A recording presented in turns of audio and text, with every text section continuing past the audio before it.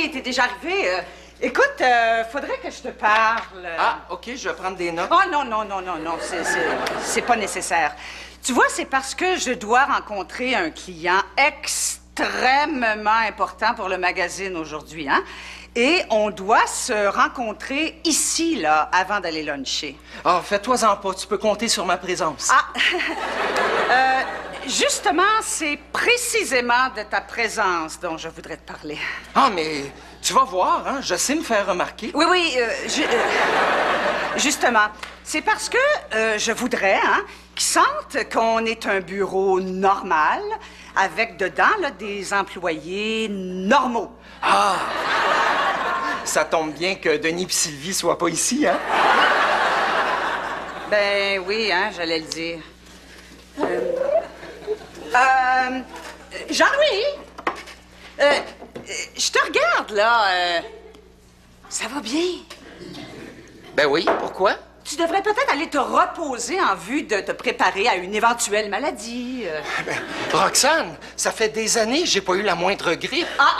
Tu vois, la moyenne est contre toi. Non, j'insiste, là. Je te donne ta journée off. Ben oui, mais qu'est-ce que je vais en faire? Mais ce que tu veux. Ah bon, ben, OK, je vais la passer ici, prendre l'avance dans mon travail. Jean-Louis, je te la paye en double si tu la prends chez vous. Mais à quoi faire? Ben, tu pogneras le cul, quelque chose. Ça, non, j'en suis complètement incapable. Je suis sûre que tu peux y arriver. Regarde, je te donne un indice, là, c'est pas loin du bas du dos. Je supporterais pas d'être payé par la compagnie alors que je suis improductif. Jean-Louis? Quoi? Des crisses!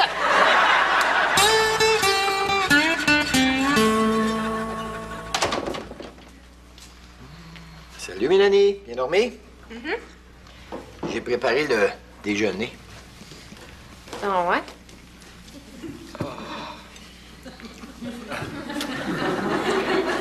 Merci, Pa. De rien. Merci. Ben, finalement, je pense que j'ai pas faim. T'es sûr? Oui. Je m'amènerai une pomme ou quelque chose au cas.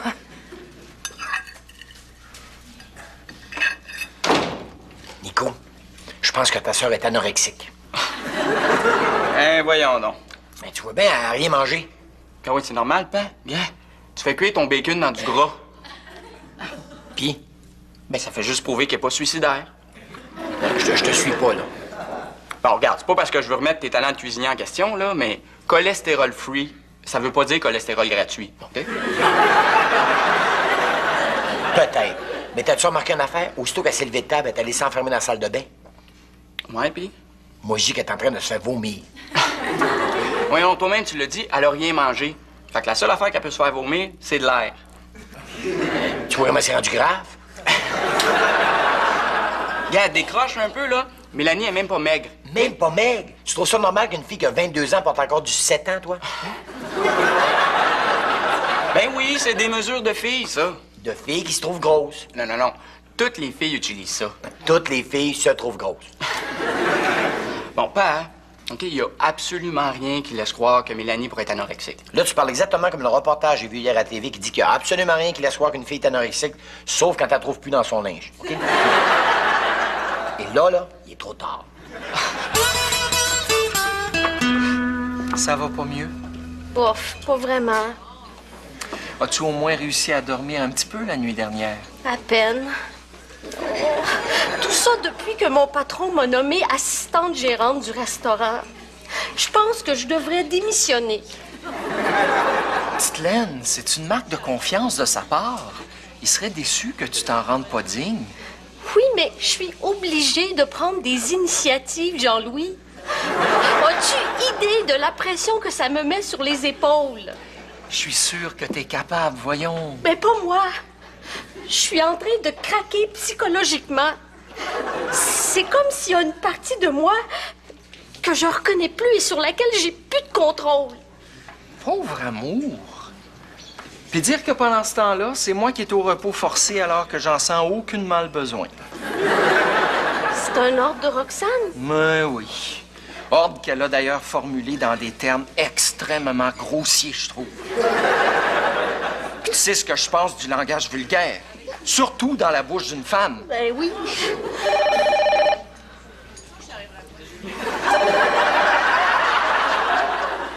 Petite Laine, réponds. Ça doit être une réservation. Ça fait partie de tes nouvelles tâches, je les prends. Va chier, mange la marde!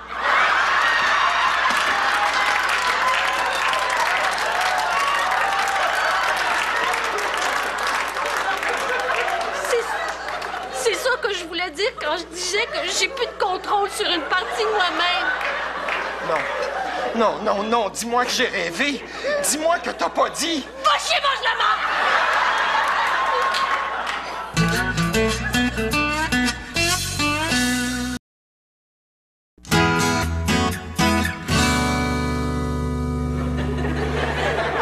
Je sais que tu n'es pas un vrai lapin. Je sais que tu es un lapin en chocolat. Je sais que quand je vais te manger, ça ne te fera pas mal. Alors je vais prendre une grande mordée de toi et tu ne souffriras point.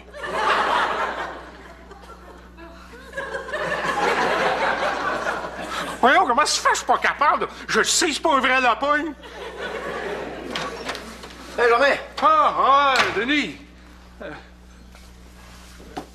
C'est ça, ton coco de Pâques. Ouais? Tu l'as pas encore mangé? Non, je me sens un peu hésitant. Pourquoi? Ben, tu sais, ça fait déjà 6 mois que Pâques est passé, tu sais, il doit plus être bon. Ouais, toutes les patentes chimiques qu'ils mettent là-dedans, c'est bon pendant des années, ça.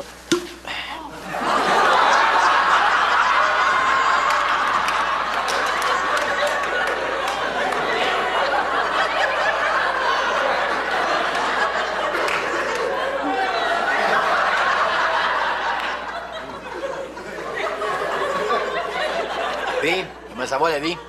Ah, ça va. Puis toi? Moi, il y a Mélanie qui m'inquiète un peu. Je pense qu'elle fait de l'anorexie. Ah ouais? C'est-tu contagieux, ça? Non, c'est un problème psychologique, tu sais. Elle a une relation trop émotive avec la bouffe. Une relation trop émotive avec la bouffe. C'est niaiseux, hein? Ben là, faut voir.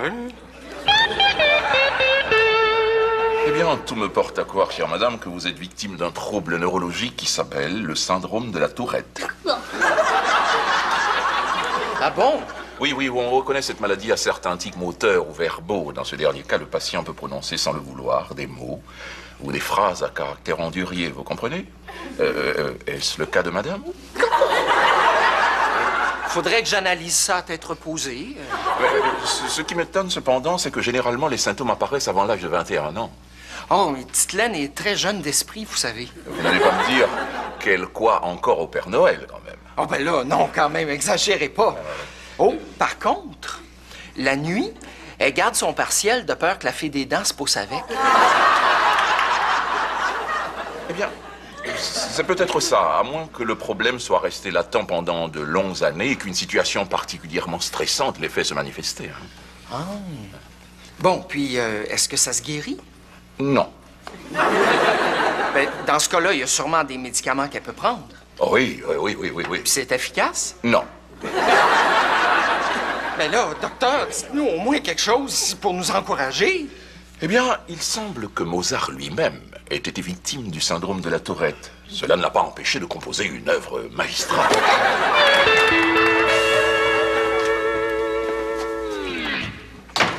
Germain, Oui, qu'est-ce que tu fais là? je me fais encourager. Par qui? Par ce petit miroir, qui, en me renvoyant une chétive image de moi-même, a la gentillesse de me faire croire que je prends plus d'ampleur que j'en prends en réalité en ajoutant les mots « Objects in mirror are closer than they appear ». Hein? Hey, wow, minute, là, j'ai de la misère à te suivre, là. Jeune Nicolas, la relation émotionnelle que j'entretiens avec la nourriture m'a forcé à emprunter ces chemins de garnottes vers lesquels parfois est déviée la route de la vie. De quoi tu parles? Je suis anorexique. Toi, ça, anorexique. Anorexique. C'est quoi, tu te trouves maigre? À première vue, non. Mais illusion que tout cela. N'est-ce pas un comportement anorexique de toujours se trouver gros? Hey, c'est ridicule, là. Hey, je t'en veux d'avoir l'air d'une radiographie, puis c'est tout ce que tu trouves à me dire? Bon, regarde. Qu'est-ce qui te fait penser que t'es anorexique? Ben, la dernière fois que j'ai essayé d'avaler quelque chose, ça m'est resté pris en travers de la gorge, puis j'ai restitué. C'est quoi la dernière affaire que t'as essayé d'avaler? Mon doigt. Il y a des maudites bonnes chances que tu vomisses, non? Ben, n'empêche que ça n'a pas passé, hein? Ben oui, j'espère. C'est quoi, tu t'attendais à ce que le bras suive? Ben, c'est pas anorexique, ça, oui ou non? Non, oui, c'est vrai, il y a certains anorexiques qui vont aller jusqu'à se faire vomir après repas, là, mais c'est Ben, comme... moi, dans mon cas, là, c'était avant. Fait qu'imagine comment c'est rendu grave. Ben là, t'as-tu maigri? Probablement beaucoup. Hein.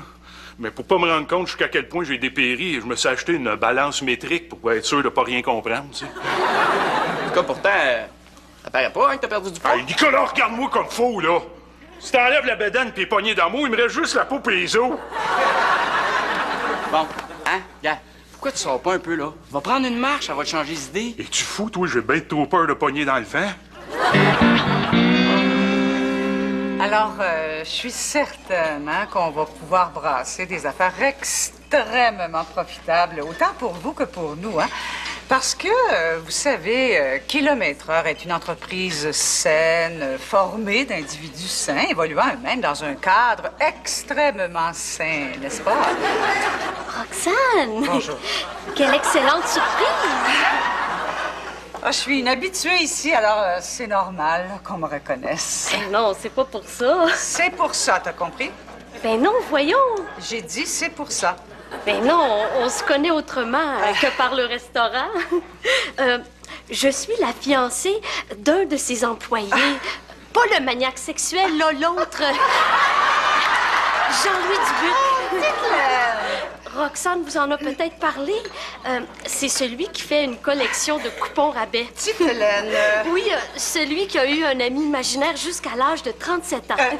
Regarde, Hélène, c'est parce que monsieur et moi, là, on est en train de discuter affaires. Alors, j'aimerais que le service soit impeccable, ce qui exclut toute forme de familiarité. Hey, on n'a quand même pas élevé les cochons ensemble. Alors, pour changer de sujet, que dit le menu du jour? Boucher mange la marde!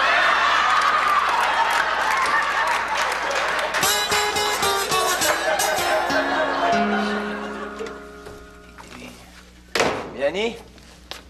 Mélanie? Mélanie! Oh non, Mélanie! Non, non, t'es pas parti comme ça sans me dire adieu, Mélanie! Mélanie! Ben, qu'est-ce que tu fais là? Hein? Ben, tu vois bien, je suis en train de plier ton linge, là. Ben, pas besoin. Il est sale, je m'en allais faire une brassée après avoir dîné. Ah. En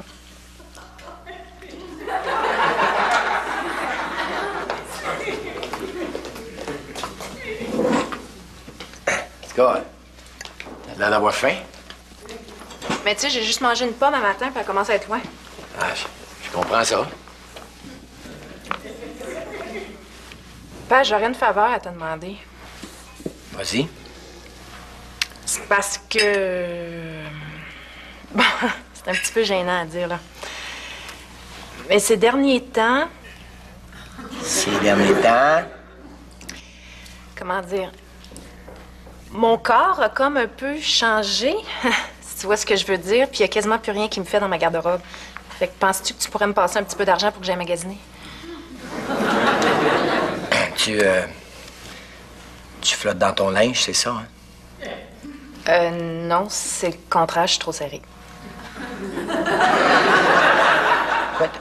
T'as pris du poids? Ben là, va pas crier ça sur tous les toits, là. Non, mais c'est fantastique, ma fille a engraissé!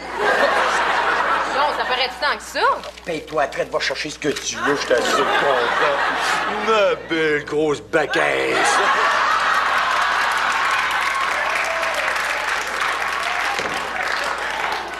Hein?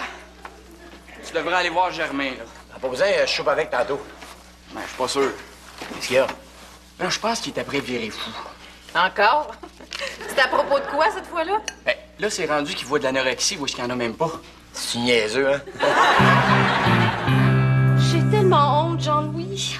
Je me sens tellement coupable.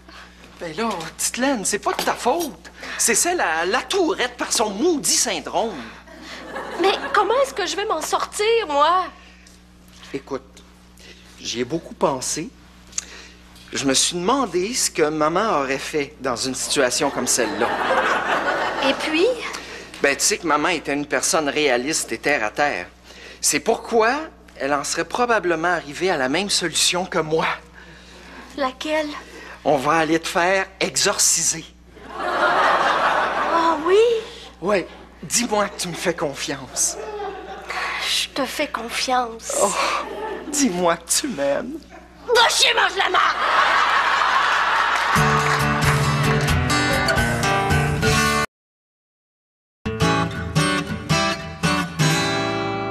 Qu'est-ce qui me vaut l'honneur de votre visite, Monsieur Langlois?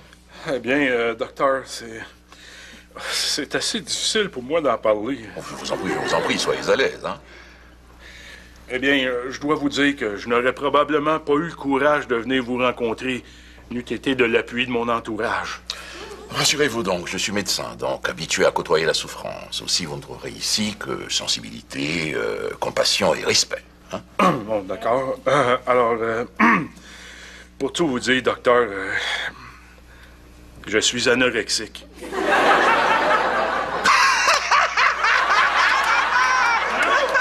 Ben oui, prévenez-moi avant de dire pareille chose, mon vieux. Vous ne croyez pas, vous non plus? Oh, bien sûr que oui. Ah oui, mais là, docteur, faites quelque chose! Mon état émotif me liposuctionne! Calmez-vous. On va d'abord déterminer si vous avez le profil psychologique d'un anorexique, d'accord? Vous allez donc répondre à ces quelques questions. Je suis tout oui, docteur. Aimeriez-vous posséder un corps de mannequin tel qu'on en voit dans les magazines? Posséder un corps de mannequin? Oui. Un fou, tu sais. Dans quel sens? Dans quel sens?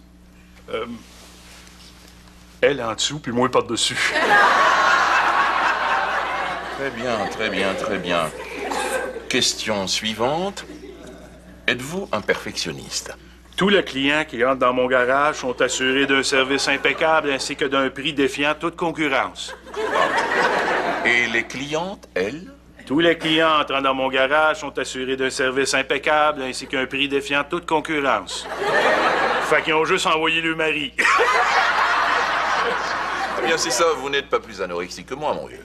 Oh, un instant, qu'est-ce que vous faites de ma relation émotionnelle avec la nourriture de bord, hein? Écoutez, le fait d'entretenir une relation émotionnelle avec la nourriture ne signifie pas automatiquement que vous êtes anorexique, voyons. Ah non? Hein? Qu'est-ce que ça veut dire, de bord?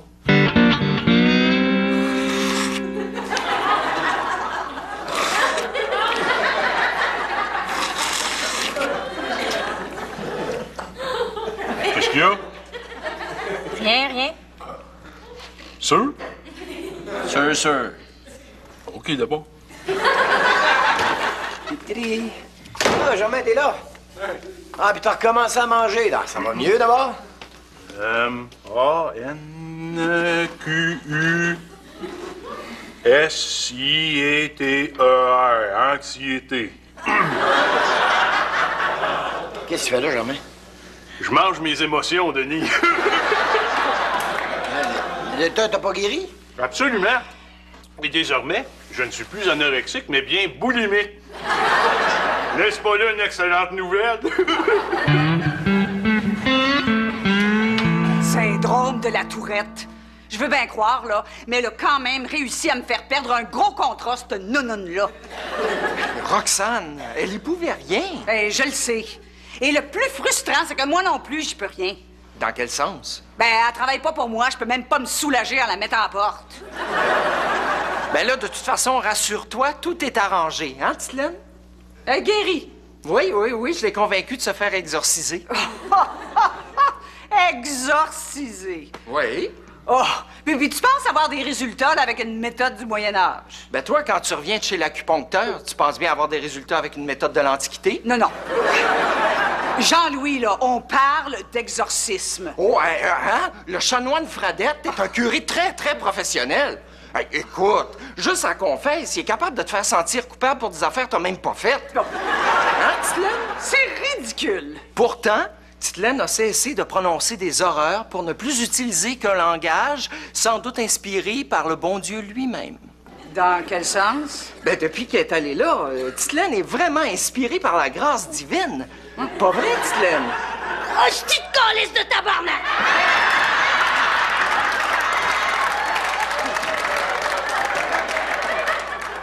Bonsoir, mon nom est Michel Barrette. Vous savez, la maladie imaginaire de Titelaine nous a permis encore une fois ce soir de pouvoir rire de nos personnages ainsi que de notre système de santé. Malheureusement, dans la vraie vie, il y a des gens qui souffrent réellement du syndrome Gilles de la Tourette, en particulier des enfants qui souffrent de tics moteurs ou verbaux, de paroles incontrôlables. Vous savez, pour eux autres, la vie en société, c'est loin d'être une comédie. C'est pourquoi nous vous encourageons à venir en aide à la recherche en envoyant vos dons à l'Association québécoise du syndrome Gilles de la Tourette. Et là-dessus, moi, je vous dis merci.